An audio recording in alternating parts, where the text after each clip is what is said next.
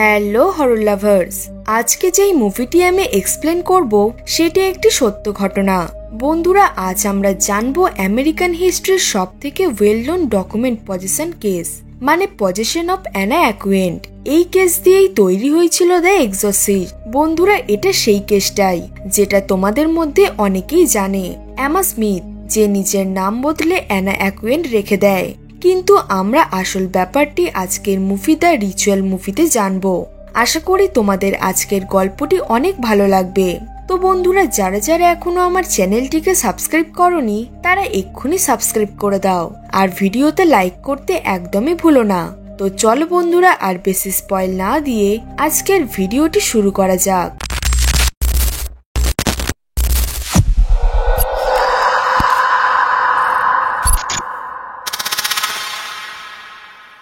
গল্পের শুরুতেই আমরা একটি ফাদারকে ভয় ভয় একটি ঘরে ঢুকতে দেখতে পাই, যেই ঘরে একটি মেয়ে উড়ে উড়ে সেখানে থাকা দেওয়ালে উঠে পড়ে।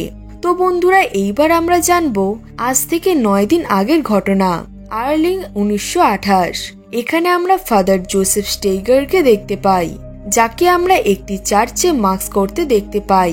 এখানে আমরা জানতে পারি ফাদার স্টেইগারের ভাই মাইকেল মারা গেছে 2 সপ্তাহ হয়ে গেছে, আর এই জিনিসটা নিয়ে সে এখনো অনেক চিন্তিত ছিল। ফাদার স্টেইগার মাইকেলের মৃত্যুর পর থেকে ঠিক করে যে সে পাদ্রী হবে। বন্ধুরা, জোসেফের কোনো ধারণাই ছিল না যে তার সাথে এবং তার চার্চের সাথে আগে কি হতে চলেছে। যাই হোক, একদিন ফাদার জোসেফের সাথে দেখা করতে একটি সুপিরিয়র আসে। তার সুপিরিয়র তাকে একটি মেয়ের মেডিকেল রিপোর্ট দেয়, যার নাম ইমা। আর সে ফাদার জোসেফকে বলে যে সেই মেয়েটির ভিতরে একটি শয়তান আত্মা আছে, আর সেই বেচারি মেয়েটার এই দুনিয়ায় কেউ নেই, আর সে এই শহরের নয়। ফাদার থিও সেই মেয়েটির ভিতর থেকে সেই শয়তান আত্মাটিকে বার করার চেষ্টা করছিল। ফাদার জোসেফের এইসব শুনে মনে হয় যে তারও ইমার কাছে যাওয়া উচিত, তাকে সাহায্য করার জন্য। কিন্তু তখনই তাকে সুপিরিয়র বলে যে তোমাকে কোথাও যেতে হবে না। ফাদার থিও আমাদের থেকে সাহায্য চেয়েছে এটা বলে যে আমি কি ইমার এক্সরসিজম এই চার্চে করতে পারি নাকি না। এখানে সেই সুপিরিয়র ফাদার থিওকে হ্যাঁ বলে দিয়েছিল, যার ফলে আজকে রাতে ইমা এখানে চলে আসবে, আর তার সাথে ফাদার থিও চলে আসবে। এখানে ফাদার জোসেফের সুপিরিয়র তাকে বলে যে তোমার একটাই কাজ আছে, সেটা হলো তুমি তাকে সাথ দিও। তখন ফাদার স্টেইগার নিজের সুপিরিয়রকে বোঝানোর চেষ্টা করে যে এটাও তো হতে পারে, হয়তো সেই মেয়েটির কোনো ডাক্তারের প্রয়োজন। উচিত তো হবে যদি আগে ইমাকে ডাক্তারের কাছে নিয়ে যাওয়া হয়। সেটা শুনে ফাদার স্টেইগারের সুপিরিয়র তাকে বলে যে সেই মেয়েটিকে আগে অনেক ডাক্তার দেখানো হয়েছে, কিন্তু কেউই কিছু বলতে পারেনি। ফাদার স্টেইগারের এখনো মনে হচ্ছিল যে হয়তো ইমার কোনো ডাক্তারের প্রয়োজন, কিন্তু সে আবার তার সুপিরিয়রের কথা ফেলতেও পারবে না। এরপর রাত হয়ে যায়। ইমা সেই চার্চে চলে আসে, আর সে অনেক ভয়তে ছিল। তাকে দেখে অনেক কমজোরিও মনে হচ্ছিল। আর ইমার সাথে ফাদার থিও এসেছিল। এরপর ফাদার জোসেফ ফাদার থিওর সাথে দেখা করতে আসে, আর তারা দুজনে অনেক কথা বলে। ফাদার থিও এখানে জোসেফের সাথে দেখা করে অনেক খুশি হয়েছিল। এরপর ফাদার জোসেফ ফাদার থিওকে সেই পরামর্শই দেয় যেটা জোসেফ নিজের সুপিরিয়রকে দিয়েছিল। সে থিওকে বলে যে আমাদের উচিত ইমাকে কোনো একটা ভালো ডাক্তারকে দেখানো। আমার একটি ডক্টর বন্ধু আছে, আমি তাকে ইনফর্ম করে দিয়েছি, আর সে 1 সপ্তাহের মধ্যেই এখানে চলে আসবে। ফাদার থিও জোসেফের কথাগুলো শুনে হাসতে থাকে, আর বলে যে 1 সপ্তাহে আমরা তো এই কাজটা আর ফেলে রাখতে পারি না। এরপর ফাদার জোসেফ এতে রাজি হয়ে যায়, কিন্তু এক্সরসিজম করার আগে ফাদার জোসেফ ইমার কাছে যায়। সে গিয়ে দেখতে পায় ইমা অনেক ভয় পেয়েছিল। ফাদার জোসেফ ইমাকে বোঝায় যে সবকিছু ঠিক হয়ে যাবে। এরপর ফাদার জোসেফ দেখতে পায় ইমার পাশে অনেকগুলো লেটার ছিল। সেটা দেখে জোসেফ ইমাকে জিজ্ঞেস করে যে এটা কার লেটার। তখন ইমা বলে যে এই লেটারটি সে নিজে লিখেছে নিজের মায়ের জন্য। এটা শুনে ফাদার জোসেফ বলে যে দাও, সেই লেটারগুলো আমায় দাও, আমি তোমার মাকে সেই লেটারগুলো দিয়ে দেব। তখন ইমা তাকে বলে যে আমার মা এই দুনিয়া ছেড়ে অনেকদিন আগেই চলে গেছে, কিন্তু আমি তাও এরম লেটার আমার মায়ের কবরে রেখে আসি। আমার এমন ফিল হয় যেন আমার মা আমার সাথে কথা বলছে। এইসব শুনে জোসেফ বুঝে যায় যে ইমার অবস্থা খুবই খারাপ ছিল। সেখান থেকে যাওয়ার জন্য সে বেরিয়ে যায়। তখনই জোসেফ বুঝতে পারে যে তার পিছন থেকে একটি ছায়া পাস করলো। সে যখন পিছন ঘুরে দেখে তখন সে ইমাকে বিছানায় শুয়ে থাকতে দেখতে পায়। জোসেফ বুঝতে পারে না যে ইমা এত তাড়াতাড়ি কিভাবে শুয়ে পড়লো, কারণ সে তো খুবই কমজোরি ছিল, আর সে কিভাবেই বা তার পিছন থেকে পাস হবে এত তাড়াতাড়ি। তখনই ফাদার জোসেফের মনে হয় যেন এটা হয়তো তার মনের ভুল। এরপর আমরা চার্চের সবাইকে এক্সোরসিজমের জোগাড় করতে দেখতে পাই, আর সেই চার্চের সুপিরিয়র সিস্টার অর্থাৎ মাদার ফাদার থিওর সাথে কথা বলতে থাকে। সে সবাইকে বোঝাতে লাগে যে আমরা এই এক্সোরসিজমটি সূর্য অস্ত যাওয়ার পর স্টার্ট করব, আর এটা তখন শেষ করব যখন আমি বলবো। মাদার বলে যে সেটা করার জন্য আমাদের 4 জন লোক লাগবে এবং ফাদার জোসেফ আমার সাথে থাকবে, আর তাকে ছাড়া 3টে নার্সও থাকবে। এখানে জোসেফ নোটস লিখবে, সে লিখবে সেখানে আসলে কি কি হচ্ছে, আর বাকি 3 জন সিস্টার আমাকে সাহায্য করবে প্রেয়ার পড়ার জন্য। সবাই মাদারের প্রস্তাবে রাজি হয়ে যায়, কিন্তু কেউই জানতো না যে আজকে রাতে তাদের সাথে কি হবে। আজ হলো প্রথম রাত, এক্সোরসিজম শুরু হয়ে যায়। ইমাও অনেক ভয় পেয়েছিল। এখানে আমরা দেখতে পাই ফাদার জোসেফ নোটস লিখতে ব্যস্ত, আর বাকি 4 জন প্রেয়ার পড়তে লাগে। কিন্তু হঠাৎই ইমা তরপাতে লাগে, আর সে তরপাতে তরপাতে অজ্ঞান হয়ে যায়। ফাদার জোসেফের এই সব জিনিস খুবই অদ্ভুত লাগে। সে ভাবতে লাগে যে এইসব আসলে এখানে কি হচ্ছে। এরপর ফাদার থিও আজকের এক্সোরসিজমটি এখানেই থামিয়ে দেয়। এক্সোরসিজম শেষ হওয়ার পর ফাদার জোসেফ ফাদার থিওর সাথে কথা বলে। সে বলে যে আমাদের উচিত ইমাকে ডক্টর দেখানো।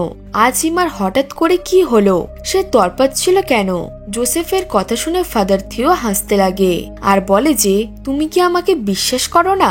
তোমার নিশ্চয়ই এটা মনে হচ্ছে যে ইমা অসুস্থ, তার ভিতরে কোনো আত্মা নেই। তাহলে কিছুদিন অপেক্ষা করো, সবকিছুই জলের মতো পরিষ্কার হয়ে যাবে। ফাদার জোসেফ আসলে এইসব কিছু বুঝতে পারছিল না যে ফাদার থিও আসলে এইসব কি বলছে। এরপর আমরা দ্বিতীয় দিনের এক্সোরসিজম দেখতে পাই, যেখানে ফাদার জোসেফ নোটস লিখতে থাকে আর বাকি 3 সিস্টার এবং ফাদার থিও প্রেয়ার পড়তে লাগে। কিন্তু আজ ইমার অবস্থা খুবই খারাপ হয়ে যায়।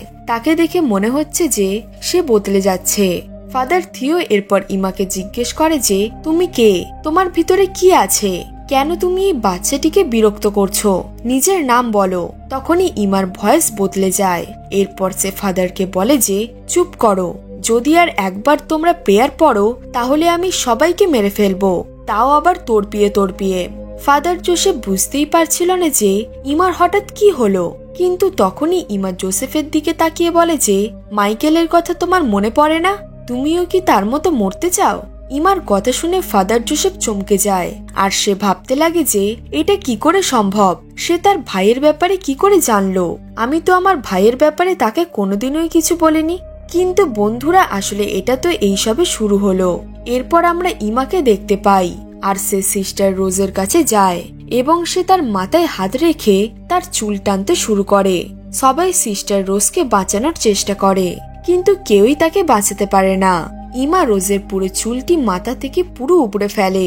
এর ফলে সিস্টার রোজ ব্যথায় তরপাতে লাগে। আর আজকের এক্সোরসিজম এর সাথে এখানে শেষ হয়।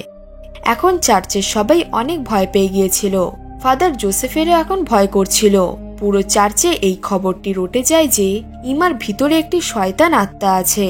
সব সিস্টাররা এখন ভয় পেয়ে গিয়েছিল, আর ফাদার জোসেফও এইসব নিয়ে অনেক চিন্তিত হয়ে যায়।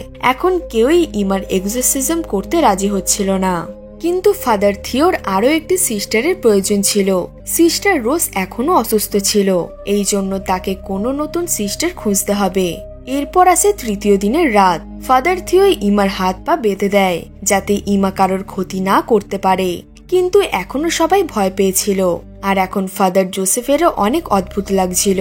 সে ভাবছিল যে এইসব আসলে এখানে কি হচ্ছে। এরপর আমরা দেখতে পাই এক্সোরসিজম শুরু হয়ে যায়। আবারও ইমার ভিতরে থাকা শয়তানটি বাইরে বেরিয়ে পড়ে। সে হাসতে লাগে, আর সে ফাদার থিওকে বলে যে তোমার কি মনে হয় তুমি আমাকে মারতে পারবে? ইমা আমার, আমি ইমার শরীর থেকে বেরোবো না। আমি যা খুশি করব, তুমি কিছুই করতে পারবে না আমার। আমি তোমাকে এবং তোমার বাকি সাথীদের তড়পিয়ে মারবো। এরপর সে ফাদার জোসেফের দিকে দেখে আর বলে যে তোমার নিজের জীবন প্রিয় তো? যদি তুমি না চাও যে আমি তোমার ভাইয়ের আত্মাকেও তড়পাই, তাহলে তুমি এখান থেকে চলে যাও। যদি তুমি এখান থেকে না যাও তাহলে এর ফল খুবই বাজে হবে। ফাদার জোসেফ বুঝতে পারছিল না যে সে কি করবে। এরপর ফাদার থিও প্রেয়ার পড়া শুরু করে দেয় আর ইমার শরীর আবার তড়পাতে লাগে। একটি সিস্টার ইমাকে থামানোর চেষ্টা করে, কিন্তু তখনই সেই শয়তানটি সেই সিস্টারের হাত ভেঙে দেয়। এখন চার্চের বাকি সবাই এটা দেখে ভয় পেয়ে যায় আর আজকের এক্সোরসিজম এখানেই শেষ করে দেয়। কিন্তু এখন ফাদার জোসেফ খুবই রেগে গিয়েছিল। সে এরপর ফাদার থিওর কাছে যায় আর বলে যে সত্যিটা কি, ইমার আসল রহস্যটা কি, কি হয়েছিল ইমার সাথে। ফাদার থিও বুঝে যায় যে জোসেফকে এখন সবকিছু সত্যি বলে দিতে হবে। সে এরপর ফাদার জোসেফকে বলে যে ইমার ভিতরে শয়তানটি আজকালকের মধ্যে ঢোকেনি, বরং সেই শয়তানটি ছোটবেলা থেকেই ইমার সাথে আছে। একদিন ছোটবেলায় খেলার সময় ইমার ভেতরে একটি শয়তান আত্মা ঢুকে গিয়েছিল। তখন আমি আর আমার সাথীরা সেই শয়তানটিকে বার করার চেষ্টা করেছিলাম। তখন তো মনে হয়েছিল যে সেই শয়তানটি ইমার শরীর থেকে চলে গেছে, কিন্তু আমরা জানতাম না যে এই সবকিছু সেই শয়তানটির চাল ছিল। আস্তে আস্তে ইমা বড় হতে লাগে আর সেই শয়তানটি অপেক্ষা করতে লাগে যে কবে সে ইমার ওপরে ভালোভাবে বস করতে পারবে। যখন ইমার মা এই দুনিয়া ছেড়ে চলে যায় তখন সেই শয়তান নিজের আসল রূপ দেখাতে শুরু করে। তখনই ইমা বুঝতে পেরে যায় যে যদি তাকে বাঁচতে হয় তাহলে যাই হোক করেই সেই শয়তানটিকে পুরোপুরি তার শরীর থেকে বের করতে হবে। ইমা এরপর আবারও তাদের কাছে আসে, অর্থাৎ ফাদারদের কাছে। থিও ইমাকে অনেক চার্চে নিয়ে যায়, কিন্তু সব জায়গায় সেম জিনিসই হয়, সবাই থিওদের চার্চ থেকে বার করে দেয়। এখন শুধু একটা চার্চই বাকি আছে যেখানে থিও ইমাকে সাহায্য করার জন্য এনেছে, কারণ থিওর মনে হয় যে ইমার সাথে যা কিছু হচ্ছে সেই সবের জন্য দায়ী থিও নিজেই। থিও যদি ছোটবেলায় সেই শয়তানের ফাঁদে পা না দিত তাহলে হয়তো ইমার অবস্থা এতটাও খারাপ হতো না। ফাদার থিও এরপর জোসেফকে রিকোয়েস্ট করে যে যেন সে তাকে সাহায্য করে, আর সে তাকে বলে যে তুমি আর তোমার চার্চই একমাত্র আমার ভরসা। ফাদার থিওর সব কথা শুনে জোসেফ মনস্থির করে যে সে যাই হয়ে যাক না কেন তাদের হেল্প করবে। কিন্তু আজকে জোসেফের সেই ডক্টর বন্ধুটি আসবে আর ফাইনালি তার বন্ধুটি চলেও আসে। ইমার অবস্থা দিনে দিনে আরো খারাপ হয়ে যাচ্ছিল, সে আরো কমজোরি হয়ে পড়েছিল। তাকে দেখে মনে হচ্ছিল যেন সে পুরো শুকিয়ে যাচ্ছে। ডক্টরও বুঝতে পারছিল না যে এটা কি করে হলো, এটা কোনো কি ইনফেকশন নাকি অন্য কিছু ব্যাপার আছে। ডক্টরের কথা শুনে জোসেফ বিশ্বাস করে নেয় যে ইমার ভিতরে কোনো না কোনো শয়তান আছেই, কিন্তু এখন সেই শয়তানটি আস্তে আস্তে সবার সামনে আসতে লাগে। এবার আমরা চতুর্থ দিনের সিন দেখতে পাই যেখানে আবারও এক্সোরসিজম শুরু হয়ে যায়। আর জোসেফ আর ফাদার থিও এবং বাকি সিস্টারদের ইমা হুমকি দেয় যে আমি তোমাদের সবাইকে তড়পিয়ে মারবো। আজকের এক্সোরসিজমও শেষ হয়ে যায়, কিন্তু এখন সেই শয়তানের সাহস দিনের পর দিন বেড়েই চলেছিল। এক্সোরসিজম শেষ হওয়ার পরেই সেই শয়তানটি নিজের আসল রূপে আসে। এখন চার্চের সবাই খুবই ভয়তে ছিল। আস্তে আস্তে এই কথাটি চার্চের বাইরেও ছড়িয়ে যায় যে চার্চের ভিতরে একজন শক্তিশালী শয়তান আছে। এই ভয়টা সব লোকেদের মাঝে ঢুকে যায়। আস্তে আস্তে এই কথাটি সুপিরিয়র চার্চ অব্দিও চলে যায়। ফাদার জোসেফের সাথে দেখা করতে ফাদার সুপিরিয়র আসে। সে ফাদার জোসেফকে সবকিছু বোঝায়। এখন যা কিছু হচ্ছে সেই সবকিছু লোকেদের মাঝে ভয়ের সৃষ্টি করছে। জোসেফ বুঝতেই পারছিল না যে সে কি করবে। মাদার সুপিরিয়র এখন বলে যে ফাদার থিও আর ইমা এখানে আর থাকবে না। সে ফাদার থিওকে বলে যে আমি তোমাকে 1 সপ্তাহ সময় দিচ্ছি, যদি 1 সপ্তাহের মধ্যে সেই শয়তানটি ইমার শরীর ছেড়ে চলে যায় তাহলে ভালো, আর না বেরোলে তোমরা প্লিজ এখান থেকে চলে যেও। থিও এটা শুনে সেখান থেকে চলে যায়, কিন্তু জোসেফ এই প্রস্তাবে একদমই খুশি হয় না। সে এরপর মাদারকে বোঝাতে লাগে যে সেই মেয়েটির আমাদের সাহায্যের প্রয়োজন, আমরা তাকে সাহায্য না করলে আর কে করবে। কিন্তু মাদার সুপিরিয়র জোসেফের কোনো কথাই শোনে না। কিন্তু এখন ফাদার জোসেফও হার মানবে না। এইবার আসে 5ম দিন। এখন সেই শয়তান আরো শক্তিশালী হয়ে গিয়েছিল আর ইমা আরো কমজোর হয়ে পড়েছিল। এখন তার কাছে বেশি সময়ও ছিল না। ইমার অবস্থা দেখে ফাদার থিও ফাদার জোসেফকে বলে যে আমাদের কাছে এখন বেশি সময় নেই, আমাদের আজকে রাতেই ইমার শরীর থেকে সেই শয়তানটিকে বার করতেই হবে, নয়তো ইমা মরে যাবে। ফাদার জোসেফ বাকি সিস্টারদের জিজ্ঞেস করে যে তোমরা কি আমাদের সাথে থাকবে? সবাই বলে যে আমরা ইমার সাথে আছি। ইমার অবস্থা দেখে সবাই আসলে কষ্ট পাচ্ছিল। ফাইনালি শেষ এক্সোরসিজম শুরু হয়ে যায়। ফাদার থিও সবাইকে বলে যে আমি সেই এক্সোরসিজম ততক্ষণ করব যতক্ষণ না সেই শয়তান ইমার শরীর থেকে বেরোবে। যাই হয়ে যাক না কেন, আমরা এক্সোরসিজম থামাবো না। সবাই এইবার রেডি হয়ে যায় আর সবাই প্রেয়ার পড়তে লাগে। এখন সেই শয়তানটি হাসতে লাগে এবং চিৎকার করতে লাগে আর সবাইকে হুমকিও দিতে লাগে যে আমি সবাইকে মেরে ফেলবো, কাউকে ছাড়বো না, কেউ বাঁচবে না, সবাই মরবে। 1 ঘন্টা, 2 ঘন্টা, 3 ঘন্টা এক্সোরসিজম চলতেই থাকে। সবাই প্রেয়ার পড়তে লাগে, কিন্তু সেই শয়তানটি কখনো কখনো তরপাতে লাগে আর কখনো কখনো চিৎকারও করতে লাগে। আবার কখনো কখনো যে কোনো সিস্টারদের আত্মীয়দের রূপ নিচ্ছিল যাতে তাদের মনোযোগ হাঁটাতে পারে, কিন্তু সে নিজের চেষ্টায় সফল হতে পারছিল না। ফাদার জোসেফ এখন অনেক হাঁপিয়ে গিয়েছিল। সে বাইরে গিয়ে একটু আরাম করছিল আর ভিতরে সেই শয়তানটি অজ্ঞান হয়ে যায়। সবাই ভাবতে লাগে যে ইমার শরীর থেকে কি সেই শয়তানটি চলে গেল, কিন্তু বন্ধুরা এটা আসলে সেই শয়তানের একটি চাল ছিল। সে সেখানে সব দড়ি ছিঁড়ে দিয়ে সেখান থেকে পালিয়ে যায় সেই ঘরে থাকা বেসমেন্টের দিকে। এরপর সবাই সেই শয়তানের পিছু করতে করতে নিচে চলে যায়। সবাই জানতো যে আজকেই তাদের হাতে লাস্ট সুযোগ আছে। যদি আজ সেই শয়তানটি ইমার শরীর থেকে না বেরোয় তাহলে সারা জীবনের জন্য সেই শয়তানটি ইমার শরীরেই থেকে যাবে। এরপর ফাদার থিও প্রেয়ার পড়তে লাগে। সেই শয়তানটি সেটা শুনে তরপাতে লাগে, কিন্তু সেই শয়তান নিজের শক্তির দ্বারা ফাদার থিওকে কমজোরি করে নেয়। যেহেতু এখন সে কমজোর হয়ে গেল, এই জন্য সেই আত্মাটি এখন ইমাকে নিজের সাথে নিয়ে যাওয়ার চেষ্টা করতে থাকে। তখনই ফাদার জোসেফ এইসব দেখে ফেলে আর সে বুঝে যায় যে তাদের কাছে বেশি সময় আর নেই। তারা সবাই প্রেয়ার পড়া শুরু করে দেয়। ফাইনালি তাদের প্রেয়ার করার পর সেই শয়তান ইমার শরীর থেকে বেরিয়ে যায়। আসলে ফাদার জোসেফই ইমাকে বাঁচিয়েছিল। এখন ইমা বেঁচে গিয়েছিল। এটা 1928 সালের সবচেয়ে ভয়ানক এক্সোরসিজম ছিল। এই এক্সোরসিজমের পর ফাদার জোসেফ ঠিক করে যে সে সব লোকেদের সাহায্য করবে। এর সাথেই আজকের মুভিটি এখানেই শেষ হয়ে যায়। তো বন্ধুরা, এটাই ছিল আজকের মুভির এক্সপ্লেনেশন। আশা করি তোমাদের এই গল্পটা অনেক ভালো লেগেছে। গল্পটি ভালো লাগলে একটা লাইক করে দিও। এরকম আরো মুভির গল্প দেখার জন্য আমাদের চ্যানেলটিকে সাবস্ক্রাইব করে পাশে থাকা বেল আইকনটি প্রেস করে দিও, যাতে এই রকম ইন্টারেস্টিং এবং হরর মুভির নোটিফিকেশন তোমার কাছে সবার থেকে আগে যায়। তো চলো বন্ধুরা, দেখা হচ্ছে পরের গল্পে।